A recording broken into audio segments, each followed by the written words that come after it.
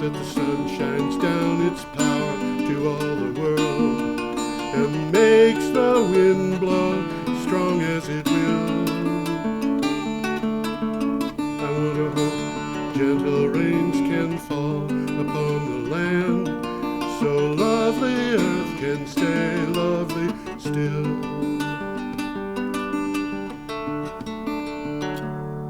Hello, ladies and gentlemen. Welcome to the 417th edition of Energy Week with George Harvey and the amazing Tom Fennell. I always say right now, in the flesh. You do indeed. Anyway, this is a program that is basically a news program for news relating to climate change and energy. And it is starting with a week ago today. Today being the 6th of May. So we're starting on the 29th of April, which is a Thursday. And we have probably 3 items for every day in the 7 days since then. And this is all material that is found at my blog, geoharvey.com. You can go to the blog and find the items and click on the calendar to go to them. There's about 15 items a day, but also wherever you're watching this, whether it's BCTV or on YouTube or wherever, there should be posted ways that you can get the files that Tom and I use. One of them is online, the other would be to download it, and it includes pictures and the synopses of the articles and links to the originals. And that's the important thing. In any of those places, you can get to a link to the original article and actually read it. And that way you'll find... During the process of the show, you generally mention what the link is. Like the first one's coming up is going to be the Texas Tribune. Yes, that's right. And I will say that anybody who wants to read these things can find all the things that Tom and I get wrong, and then please don't tell us about it because it won't be public. Well, some of these things are worth reading. Some of them are very worth reading. I'll try to alert you to some of them. Yeah. I would say that some of these are mandatory. Yeah, I would say so. This is, but the thing is, Tom, you and I do this, and people are really scared about climate change, and here we sit and laugh about it. And I think the reason for that... It's not a laughing matter. Well, it isn't, but we're coming across things that are laughing matter. And yeah, the overall impression that I have is that climate change is pretty scary, but you know what? We're going to deal with it. And I certainly hope so. I mean, that's what the show's all about. Yes, it is. Okay, should we start? Yeah, we got a good one coming up here. We got a picture of some wind turbines in where? Texas, by golly. And the article is about Texas. It comes from the Texas Tribune, as you just said. It's all about Texas, man. Yes, well, people don't realize it, but it's true. Texas is a large generator of wind electricity. Actually, it's the biggest in the United States, and it's, I think, bigger than, I don't know how many others combined. California's pretty good. California's pretty good, but Texas is also catching up on solar power. And catching up with California, and it is a powerhouse of renewable energy. But here we've got this article. Do you have a title for this? I do. Quote: "Wind power, a smaller contributor to Texas electricity crisis than initially estimated." We've already mentioned this. We have. Has to do with that cold temperatures. Yes. Shutdown. But, this has to do with ERCOT analysis. ERCOT is the electricity reliability something or other of Texas. It's Council? The Texas grid. It's the Texas grid. Texas has an independent grid. It's got very poor ties to the rest of the country. They want to be very independent down there. Okay, I'll read the synopsis. An updated analysis of February's Texas power crisis by experts at ERCOT shows that the lost wind generation played only a small part of the problems that blacked out much of the state during the lengthy period of severe cold weather. And this is important because the Texas legislature is trying to make wind power and solar power, renewable energy, pay extra for the damage they did during this thing. And it turns out They didn't do the damage. They didn't do the damage. The damage was done by natural gas. Well, I was just about to say that. The most significant cause was from natural gas plants shutting down or reducing electricity production due to cold weather, equipment failures, and natural gas shortages. Yeah. And what was happening with the natural gas, as I understand it, the biggest problem was that the natural gas pipelines and the processing equipment were not winterized. So correct, they weren't, right. And they should have been, because they had an opportunity. This happened to them once before. Yeah. They can't say they were surprised. Yeah, well, they acted like they were surprised, but what can you say? That's politics, you know? I suppose it is. I think we should probably go on to the next item. I think so, too. We got a very interesting picture here. Yes, and this is from NRDC, which is the Natural Resources Defense Commission, Council, whatever. Council, yeah. Council. Well, we got a picture there of Indian Point. Yes, we do. You know, it's an interesting thing about Indian Point. What's that? When I was a kid, it was a park. Yeah. And they had the most magnificent swimming pool I think I've ever been in. Really? It was huge. Yeah. And we used to grab the subway, go down to 42nd Street, get on the Hudson River Day Line, which was a excursion boat, and it would take you up, to Indian Point. You spend a day there, and you go back with the day line. You know, that just sounds like so much fun, going on those boats. It was fun. You know, there was a time when you could take the Staten Island ferry for 15 cents. It was a nickel at one time. Yeah, and you could buy a hot dog on the ferry, and I knew people who would go on a cheap date, taking a girl out on the Staten Island ferry. They just go to Staten Island and back, have a couple of hot dogs and a Coke, and that would be their date. It was the world's cheapest ocean voyage. Yeah, I suppose it was. Okay, what do you have for a title for this? Indian Point is closing. Ta-da! Ta-da! But clean energy is here to stay. Yes, New York will mark a milestone in the state's energy landscape when the Indian Point nuclear power plant, just north of New York City, permanently closes this week. The plant has a history of operational safety and environmental problems, and the state is rapidly building renewable power. And, you know, I think basically all nuclear reactors have got a history of operational problems. That's almost a given. It's, you know, there it is. You got something to say about this, Tom? Well, one of the things we haven't heard about, but one of the reasons why it was closing was reduced revenues. Yeah, and they weren't competitive anymore. Yeah, and they needed. It was not just Indian Point. It was the other plants in New York also.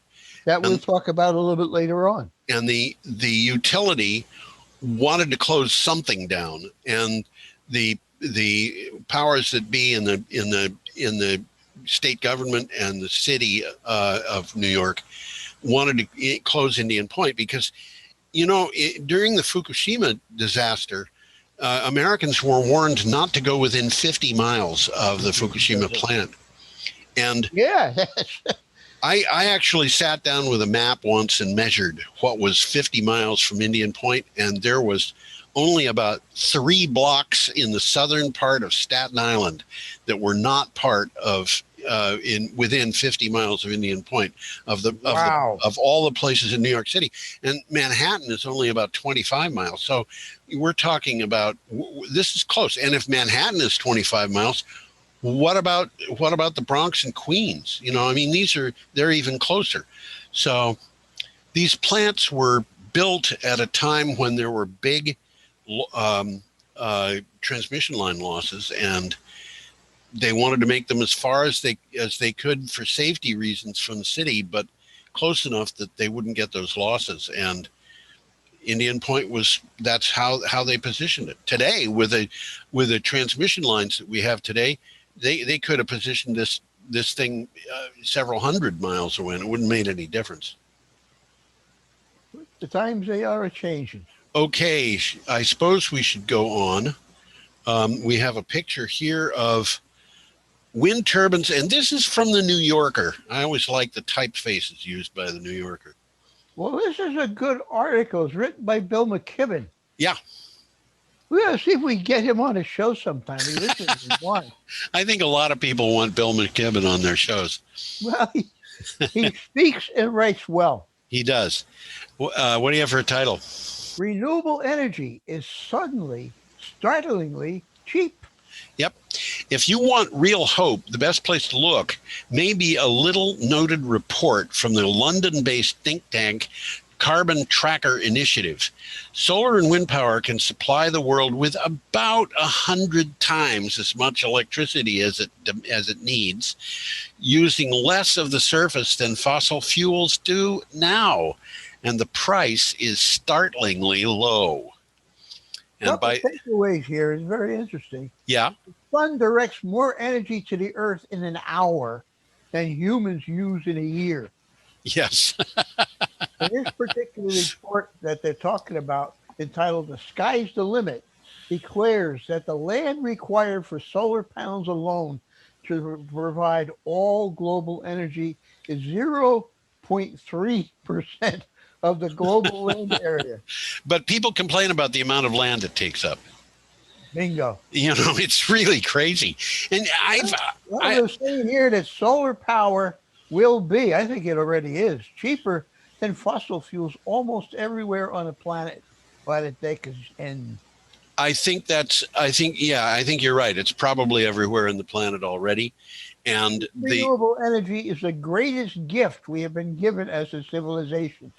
Yes. The main barrier is incumbents manipulating political forces to stop change. Yes, absolutely. Okay, we are up to Friday, April 30th, and we've got a picture of solar panels in a desert in California. Solar array. Yeah. This is from the Los Angeles Times. California just hit 95% renewable energy. Will other states come along for the ride? Yeah. The title is just slightly deceptive. For the time we spent talking about how to reach 100% clean power, it sometimes seems like a faraway proposition. But on Saturday, this is the Saturday before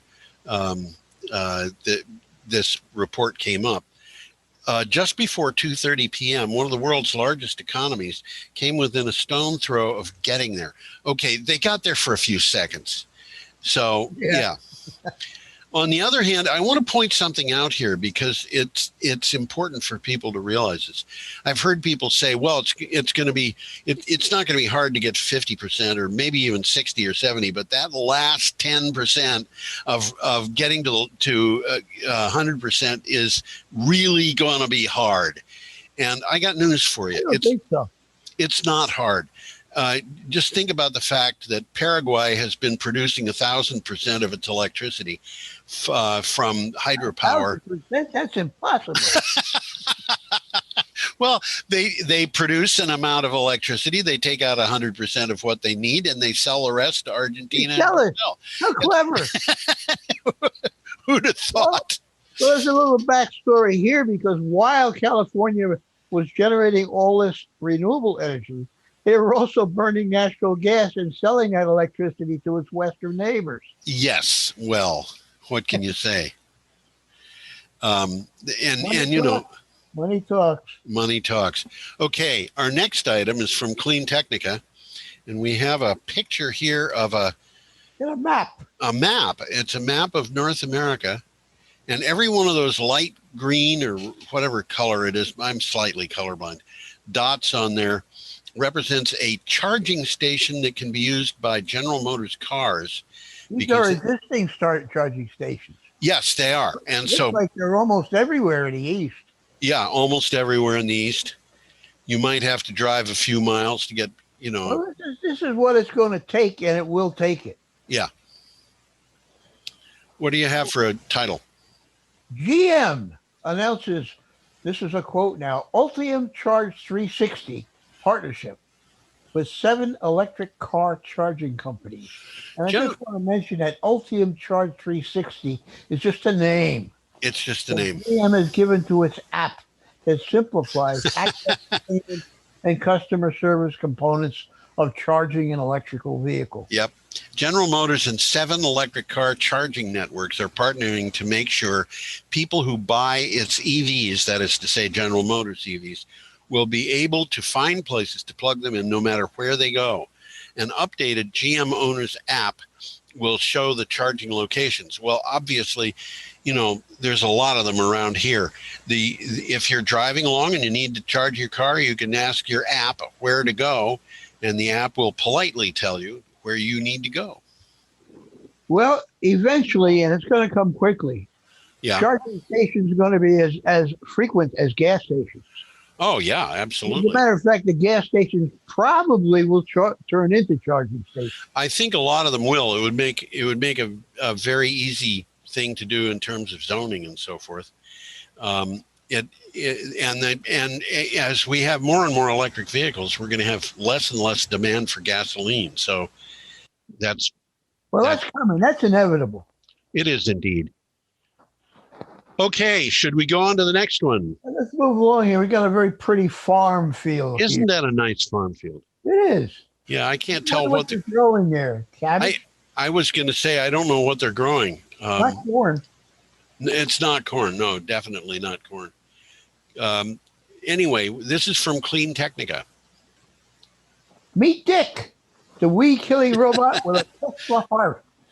Yeah, a UK startup. That farm is probably in the UK. Oh, no, that's in Pennsylvania. A UK startup called Small Robot Company is about to change how farming is done. SRC, Small Robot Company, uses 2 field units, one of which is Tom and the other is Dick, powered by Tesla batteries. Huh?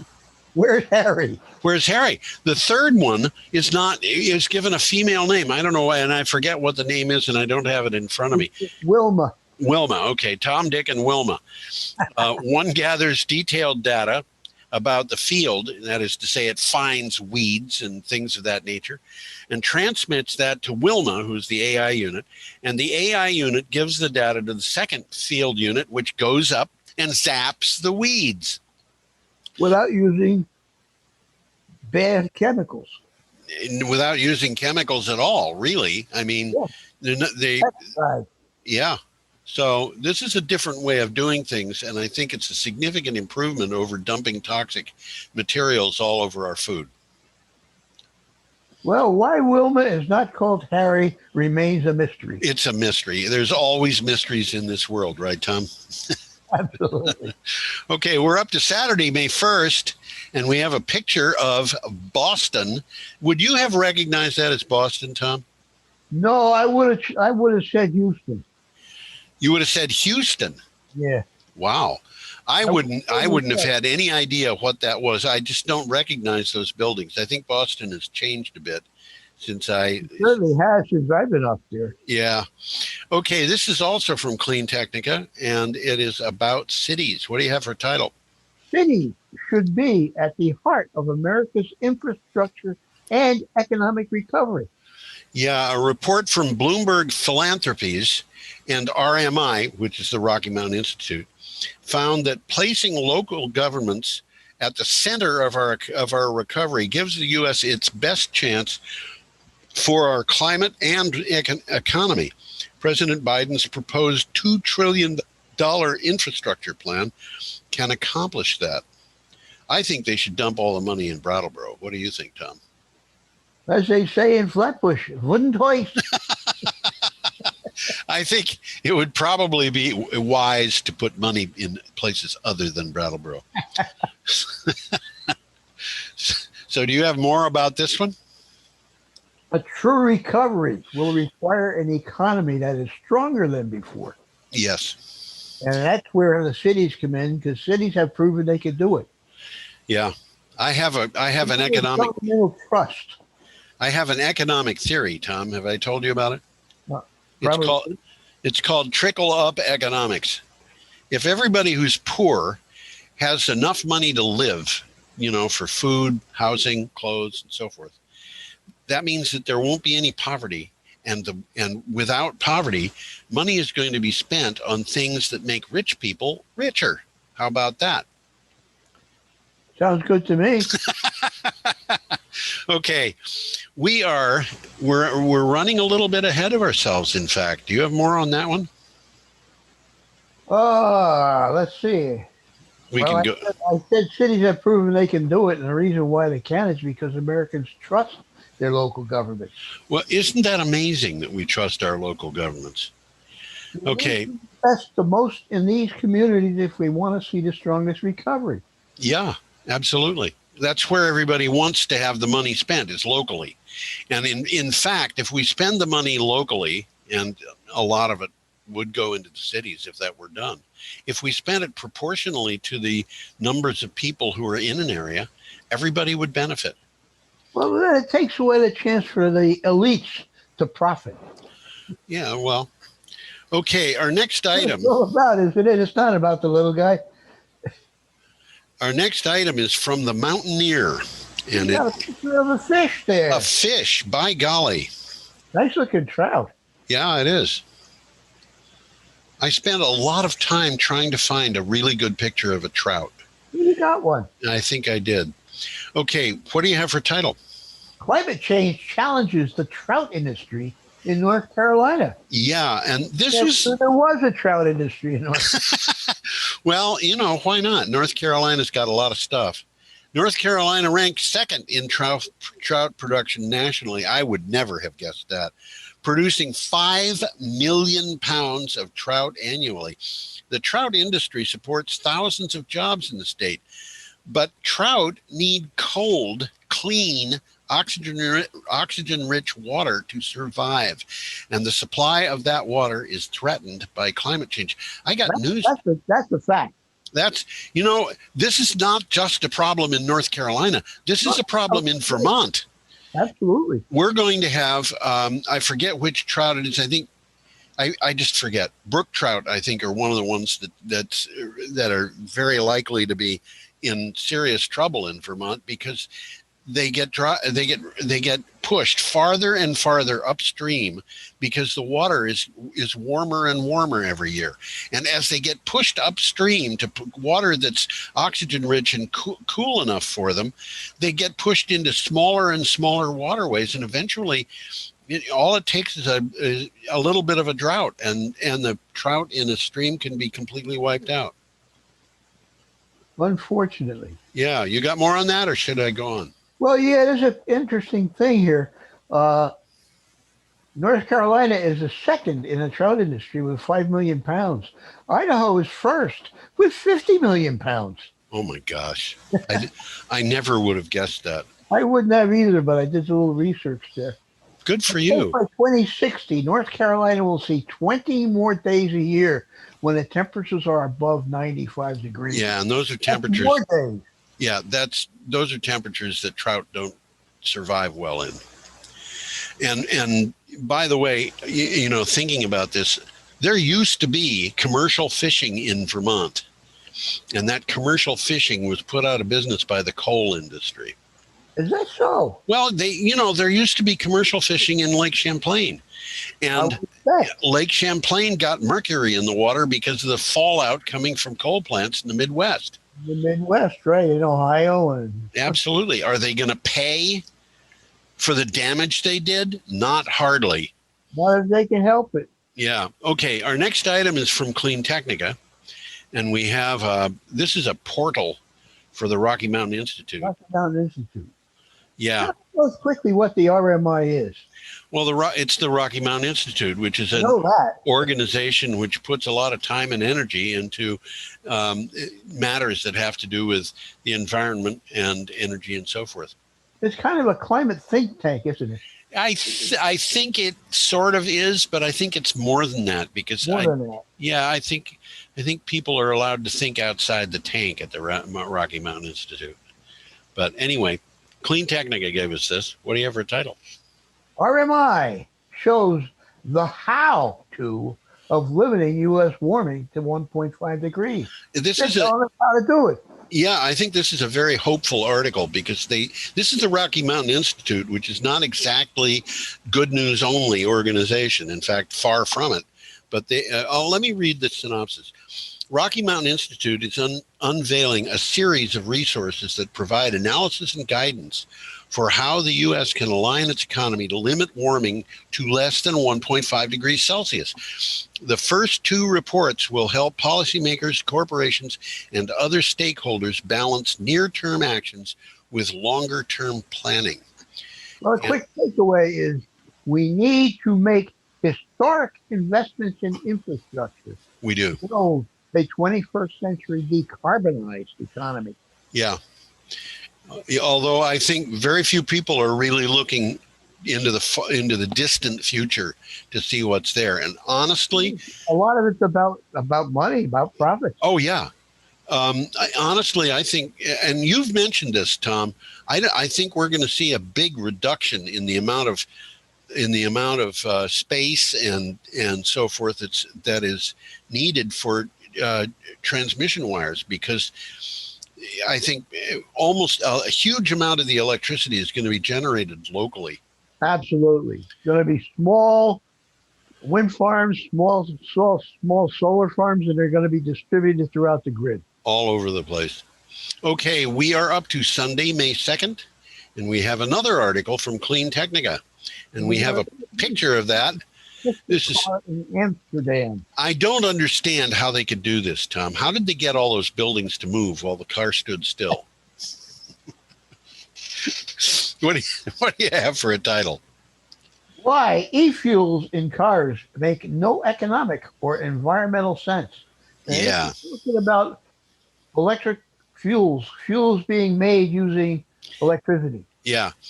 With fuels and they still emit CO2. Yeah, with a review of the EU, that's European Union, CO2 emission standards for cars and vans scheduled for June. This is to say the review is scheduled for June 2021. Some people are advocating CO2 credits for advanced biofuels and synthetic fuels. This is politics. Yeah, Transport and Environment's analysis shows why this is neither environmentally nor economically credible. Well, electrifying cars using batteries is by far the most efficient zero emissions pathway to decarbonizing cars. Yeah. Driving a car on e-fuels produced from renewable energy, which is what they're talking about in this article, requires 5 times more energy. Which is just a travesty when you get right down to it. Well, it's kind of a joke. What was that again? You're trying to dabble us with BS here. Yes, I think that's true. We use EFuels in the United States. All of our gasoline is mixed with ethanol. Yep. And the ethanol, and I had a Prius. I took the lid out of gasoline, thank the Lord. Yeah, I guess. I had a Prius. It was my last car. I don't drive anymore. And that Prius, when I got it, you go into a gas station, you get just gasoline. By the time I no longer had that Prius, I had gone a couple of years in which 10% of the gasoline that I bought, no matter where I bought it, was going to be ethanol from mostly from corn in the Midwest. And I discovered that when I drove that car on 10% ethanol gasoline, the gas mileage declined by 10%. You mentioned that. I never observed that, but I have no reason to doubt it. Yeah, this was it. I've had people tell me, well, that's because the Prius is set up in a kind of a unique way. But I don't think that's the case because ethanol does not have the same kind of energy content that octane does. And, right.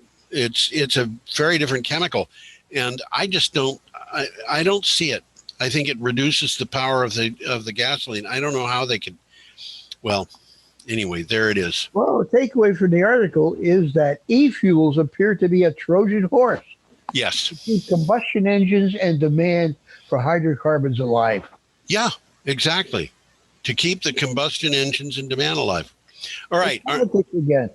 Our next item is from the BBC. Oh, this is the beautiful Victoria Falls. Yeah. And it's right out. I wish I could have put up the picture that was with the article. Unfortunately, it was in a format that wouldn't work with the software that we've got. But this is what the Victoria Falls normally looks like. And basically, I wouldn't say it was bone dry, but there was no water flowing. It was just a little trickle here and there. Well, this Victoria Falls, this is a world-class falls. It's up there with Niagara. Absolutely. It's taller than Niagara, but Niagara is wider by quite a bit. Okay, what do you have for a title? When Silence Descended Over Victoria Falls. Wow. And it comes from the BBC. Yep. In a drought described as the worst in a century, the flow of the Zambezi was reduced to a relative trickle, and Victoria Falls ran dry. As one of the region's biggest attractions for tourists, Victoria Falls is a valuable resource of income for Zimbabwe and Zambia, but there has been a big drop in tourist numbers. Why would you go to a place like this just to see a cliff? That's what it is. The world's largest dry falls. Yeah, right. And the Victoria Falls, from the article, is one of the natural wonders of the world, and it is. It is indeed. Spanning a mile at its widest point with a height of more than 325 feet. Yes. Locals refer to Africa's greatest waterfall as the smoke that thunders. Yeah, I guess it does. And by the way, with that height, if you took one of those big wind turbine blades and stuck it at the bottom, it would be right up there at the top, at the tip of it. Absolutely. I'm going to mention that as we go on. These wind turbines are a lot bigger than you want to realize. Yeah, I know. They're really impressive. Okay, our next item is also from Clean Technica. This picture of the Wuling Hongguang Mini EV. I look at this and I say, wait a minute, that car doesn't have a shadow. What doesn't have a shadow? Is it like It does. It's reflecting off the floor. You can see the front wheels. Well, yes, but it doesn't. It has a reflection, but there's no shadow. The area under the car is not dark. It's the same brightness, almost the same brightness as the rest of the floor. And I'm trying to think. Do they say that vampires don't have shadows? Oh, vampires can't have shadows because you can't let them out in the sun. They wilt. Okay, this is from Clean Technica. What do you got for a title? Over 2/3 of EU citizens want their country's climate target raised. Yeah, public opinion in the EU strongly supports more ambitious national climate targets, according to a poll taken in 12 European countries. The poll for transport and environment reveals that 68% of respondents who gave opinions want their country's climate targets increased.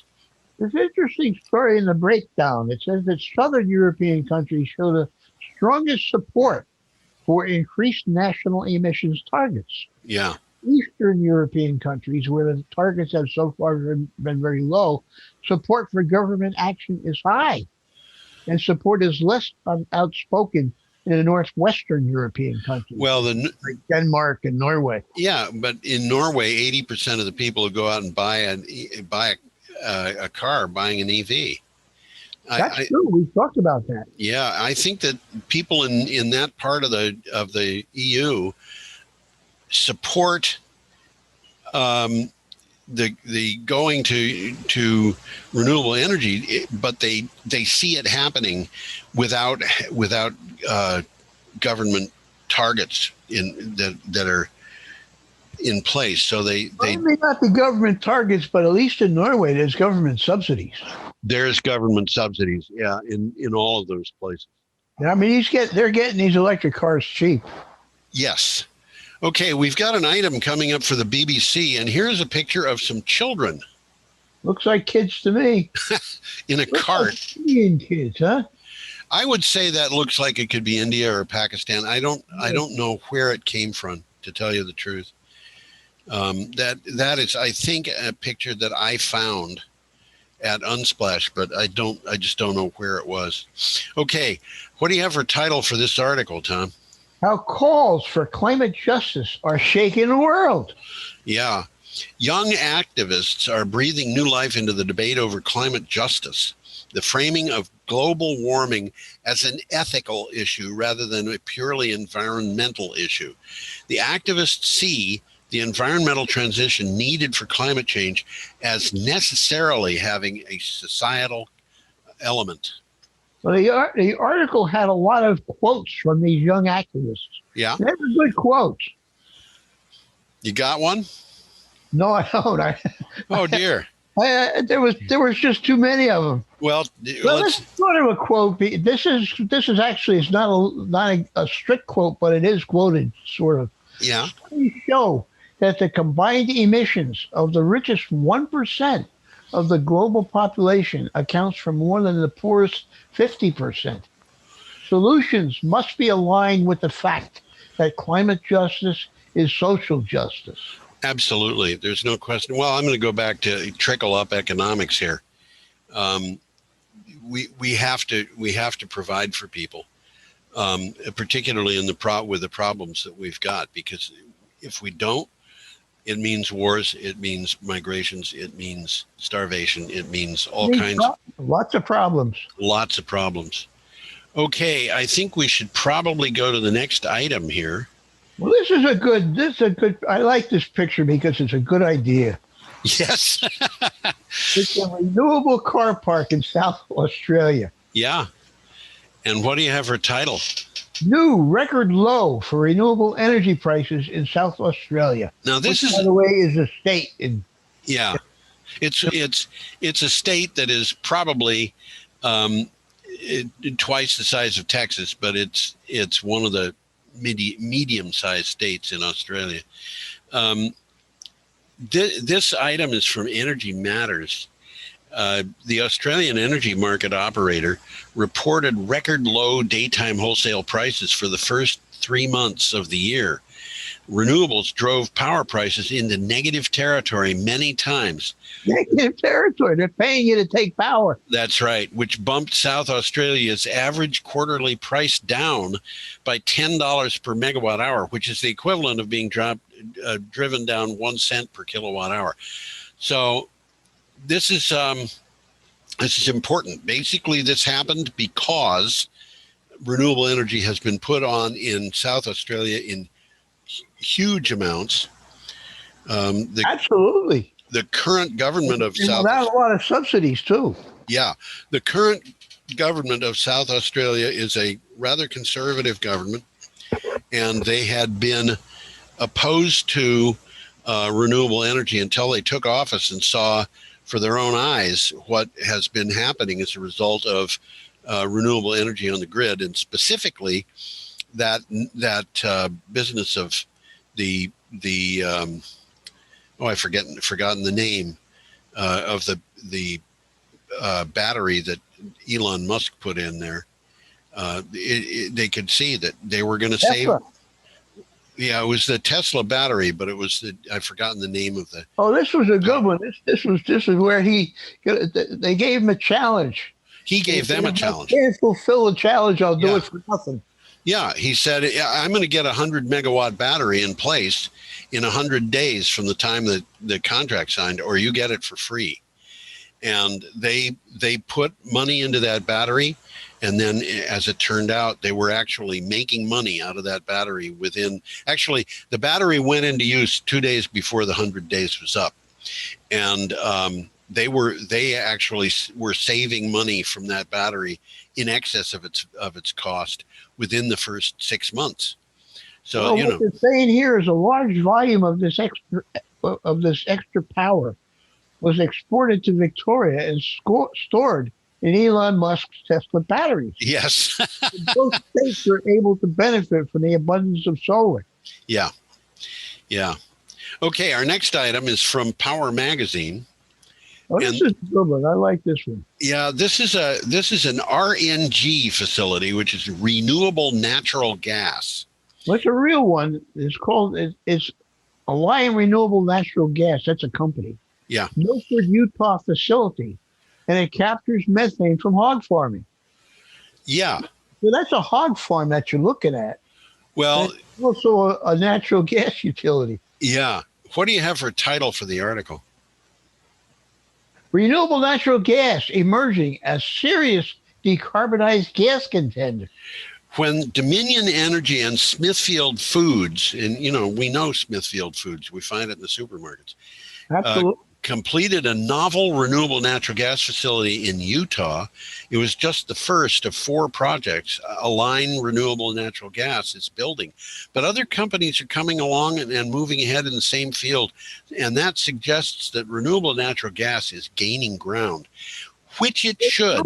Natural gas as a substitute for natural gas is a good idea. Well, renewable natural gas still has carbon in it. It still has carbon emissions, but the thing is, it's taking the methane from the breakdown of manure, for example, and delivering it to machinery that can burn it to make electricity and release carbon dioxide. That would be released into the air anyhow. Yes, it would, but the methane would be released into the air if they don't do this. And methane's not good in the air. Methane is many times as powerful as a climate change pollutant than carbon dioxide is. So we're very much better off by burning it than we are by just pretending it doesn't exist, which is what they did in the past. And on the right side of that screen, right above those buildings, is a black area. I wonder if that was the lagoon that they used to dump all the waste, because that's what they used to do. They would just dump it there, and then it would rot. Well, now they're not doing that. They're recovering energy from it. Yeah. Okay. We have an item now from Power Magazine. Is that right? No, the one that we just did was Power Magazine. We're up to Tuesday, May 4th. This is Clean Technical. And we have an item from Clean Technica, and we have that picture, That's Cosmos. Yep. Cosmos and solar panels. Yeah. So what do you have for a title? Solar power plus bees equals extra benefits. Now, we've talked about this before, locally, really. Yeah. Nearby Massachusetts. That's right. The solar power company Navisun has just added a couple of solar projects to a special new, quote, pollinator ready, end quote, solar initiative it has launched in Massachusetts. Furthermore, the projects qualified as pollinator-friendly facilities in the Massachusetts SMART program. And SMART is an acronym for something. I'm not sure what it is, but it's all uppercase. And we've seen this in the past, but it is a big deal. Solar power is really great for bees because you can grow the pollinator attracting plants right below the panels. They don't have to be talking about this off and on for quite a while. For years, we have been. It makes a lot of sense. I can remember a picture we saw where somebody had brought in the beehives. Yes. They do this. Yes, they do. That's right. That was nearby here. That was in nearby Massachusetts. Well, this also is in Massachusetts. But Orange is only one stop away on the thruway. I suppose that's true. It's the Greenfield exit, one exit, and then you go about 10 miles east and you're in Orange. Right. Okay, our next item is from S&P Global. And there is a power plant. There is a power plant that we've had on before. I forget the name of it, but it is in Queens. Well, it's in Astoria. It's right on the edge of the river. Yeah. That power plant might still be there, but it's not operating. Yeah, and I think that's right. So what do you have for title? Originally coal, they converted it to natural gas, and now it's shut down, and I think they're just going to dismantle it. Yes. And one of the things that's replacing it is a huge battery plant. Yes. Which we've talked about here on the show. What do you have for title for this article? New York Advisory Panel recommendations to include gas-fired plant moratorium. And this is significant. This is significant. That's right. New York State's Power Generation Advisory Board will recommend to the state's Climate Action Council a moratorium on construction of plants powered by fossil fuels, not just natural gas, all fossil fuels. But of course, as things happen right now, natural gas is the only fossil fuel that has plants being built. Yeah. The plant's chair said, the panel's chair said, the moratorium would include new and repowered natural gas facilities, which means if you have a facility, you could use it. But if you want to repower it, so you want to put a new turbine in, for example, you would not be able to do that. And the people that put this together, many also said there should be a plan to phase out existing gas-fired power plants. I think there should be, yes. With a priority on closing peaking facilities around New York City. Well, peaking facilities don't make any sense at all now. I mean, no, they don't. And that's why they put in a huge battery in this exact location. I've been seeing prices for solar power plus batteries coming in at 2.5 cents per kilowatt hour. That's for you're lying. No, I'm not. 2.5 cents. 1.5 cents for the solar power, 1 cent for the battery. I've actually seen that. I've heard it. You're saying the truth. Yeah. And natural gas peaking plants, they can produce electricity that costs 10 times that amount. Why would you want a peaking plant? Well, you don't. That's what it comes to. Not now when you've got alternatives. Not when you've got alternatives. That's right. Okay. Our next item has a picture that's going to need an explanation because it's a very interesting picture, and I took a copy of it and I put it in a Word document and I enlarged it so I could read it. I imagine what's going on there is I'll go through it real quickly. Oh, good idea. On the left, the sources of power. We got solar panels. We got wind. Yeah. Okay. That's being converted to hydrogen. That's the first thing you see. It's an electrolyzer. Yes. Then they store that hydrogen some way or another, buried underground or whatever. Well, they store it specifically in green bottles, which happen to be in the middle of the picture. Go ahead, Tom. I'm sorry. Then it goes to the final part where they convert this hydrogen to electricity again, and it goes into that picture of the city. Yes. So it's not as mysterious as it looks. No, and there is an alternate route here, which is to pick up that power on the left side of the screen and run it across beneath those items in the hydrogen facility, and it's going directly from the sources to the power. Right. So the solar and wind can provide electricity directly to the city when the sun is shining and the wind is blowing, or the wind is blowing, or if there's excess power, they make it into hydrogen, and when there's not excess power, they take some of that hydrogen and use it to make electricity. So this is basically a type of battery. Well, this company is in the business of selling this package.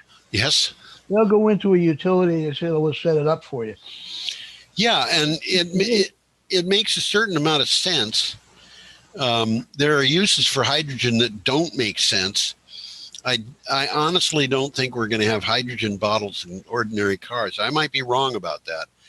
But hydrogen is a little difficult. Yeah, there's the debate still going on about that. Yeah, it's a little difficult to store, and to have it in liquid form in a car could be dangerous. I think it would be too dangerous to do.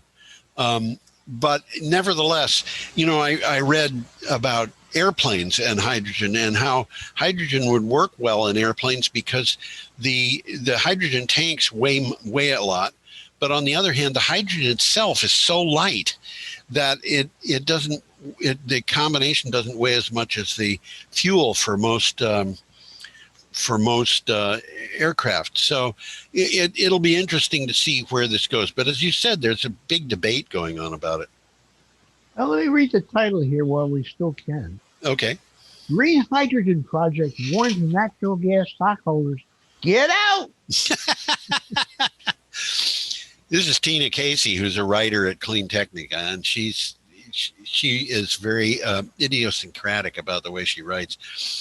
The U.S. utility Puget Sound Energy just pulled a double whammy by closing a deal on a new green hydrogen project that provides energy storage and fuel production while pushing natural gas out of the power generation market too.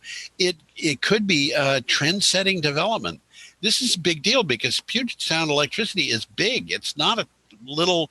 This is not a mom and pa organization. This is Puget Sound. It's the energy. I think is the supplier for Seattle. I might be wrong about that, but. Well, traditionally, natural gas has been the source for almost all of the global supply of hydrogen.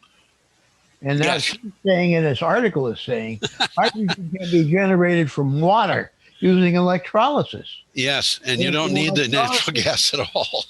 The electrolysis is driven by renewables. They call it green hydrogen. Yes. And the cost has been sinking like a stone in recent years. Yes, just like a lot of other things, like batteries. I was stunned when I saw the trend for the price of batteries. They're down like, I forget, the figure 23%. I would have never expected that to happen. And they're going down like that year after year after year. Anyway, we have a long ways to go. We do, but I think we're past the point where renewables and storage are cheaper than fossil fuels. We have reached it. Yeah. Okay, our next item is from Renews, and we have a picture of solar panels in the setting sun. There's a lot of solar panels there too. Yeah, there's a lot of panels there, and the shadows remind me of the introductory material on the Twilight Zone television show. Oh?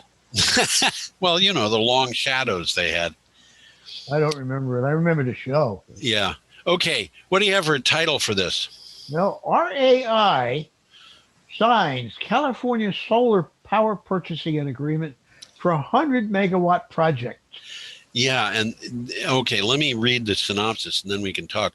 San Diego Community Power signed a power purchase agreement with an affiliate of RAI Energy International based in Silicon Valley. The project, located in Imperial County, California, is an integrated, now pay attention to the numbers, 100 megawatt solar PV energy project with up to 150 megawatts of battery energy storage, storing 600 megawatt hours of storage. And that's, you know, I'm kind of accustomed to the idea of 100 megawatts of solar. You'd have maybe 25, 30 megawatts of storage with it. And we got more. This is huge. They have huge storage here. And the only thing that I can figure is this is not so that 600 megawatt hour battery is going to store the electricity from the 100 megawatts of solar power. I think what they're going to be doing is they're going to be using that battery for arbitrage. And that just means they're going to be aiming specifically at the heart of grid stability here. They want to have a stable grid, and 600 megawatt hours of battery storage really sets you up pretty well to do that. Well, you can see from the picture that's a lot of solar. Yeah, it is. 100 megawatts. You want to put 100 megawatts in scale. Drive up to the landfill. And that's a 5 megawatt array. And it's huge. Yeah, it's huge. But this is going up in the desert, so it's not like, you know. Good place for it. Yeah, I suppose it is. And the little critters that live in the desert can crawl under those solar panels and feel cool. How about that? Okay, our next item is from S&P Global, and we have a picture of a guy who isn't walking on water, he's kneeling on water. I was wondering what it looks like. He's on a raft or something like that. I think he's on a. He might be on a surfboard. Could be a surfboard, but he's got an oar. He's a paddle. He's got a paddle. Paddle. Well, yeah, a paddle oar. But I think he's trying very hard to get away from those things in the background, whatever they are. Kind of scary to me. Yeah. What do you have for a title? Avangrid expects offshore Vineyard Wind in 2023. and is bullish on a U.S. energy transition. Avangrid's 8-gigawatt offshore Vineyard Wind project appears to be on track to be the first large-scale U.S. offshore wind farm. We have 2 wind farms now. We've got the one at Block Island, which is They're both small. 5 turbines, and then we've got one off. I think it's Virginia that has 2 turbines. It is off Virginia. It's a small one. They call it a pilot plant. Yeah. But you look up this Vineyard Wind project, and you'll see the map of it, and it's going to be big. It's going to be big. You will not really notice it, I don't think, from the shore at all. No, you won't. I'm sure they went out of their way to make sure of that. Well, they have, they've got lots of reasons for citing these things where they do. And they have to be guided by things like what ships are going to be going by and where the fishermen fish. Oh, yeah, it's complicated. It is. The development grid is owned by Spain's Iberdrola. We've been talking about Iberdrola. Yes. They're pioneering the U.S. offshore wind industry. Yeah. The developer expects a final investment decision in the second half of 2021. So that's this year. And they expect to start generating electricity in 2023. It amazes me every time I think about this. It amazes me how fast these projects go in when they've been decided on. Well, they're talking about full commercial operation in 2024. So this is just amazing. And I remember I don't remember the name of the project, but it was off Wales. They were putting in one big wind turbine every day in this project. And that's what they can do. Okay, our last item. They've got another project in the planning. It's 800 megawatts. Yeah. This is and this other one, this is planned already. 2,500 megawatts Kitty Hawk offshore wind project supplying power to North Carolina and Virginia. Yeah. Expected to start up post 2025.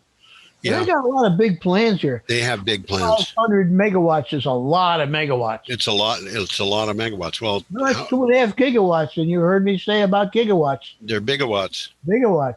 Okay, our last item is from Clean Technica. And that has that picture, which is, I cannot tell you the number of photographs we've had online from Dennis Schroeder at NREL. This guy he's a good photographer, and he makes a lot of pictures. And NREL, of course, is the National Renewable Energy Laboratory, which is part of the Department of Energy. So this particular photograph is in the public domain. And, but he just comes up with great photograph after great photograph. What do you have for... That's a good story. Yeah. What do you have for a title? U.S. Department of Energy launches initiatives to accelerate solar deployment in underserved communities. Yeah, the U.S. DOE has announced a slate of new efforts, including $15.5 million in funding to support solar energy deployment in underserved communities and build a diverse, skilled workforce, furthering a green future for the United States. I think that workforce is one of the really important issues here, Tom. Well, he's looking to help families and businesses that have been left behind in the clean energy transition. Yeah. And why should they be left behind? They can, as you see, they can put their power source right on the roof. So, absolutely. Although there is one peculiar thing about this particular photograph that I'm going to mention. The nearest group of panels, which is 12 panels, right below it is a thing that looks like a fence. And what's that for? Well, it's to prevent snow from sliding off the roof, which means it prevents snow from sliding off the solar panels. Absolutely right. So they're going to have to, I don't know how they're going to address that. Maybe they've got a way to address it, but there it is. Okay, Tom, I think we're about done. We have a final slide, which is in which we admonish people to have an impressively unhurried week. How about that? Adios, everybody. Y'all come back and see us, you hear? We're waving goodbye. Come back. See you later.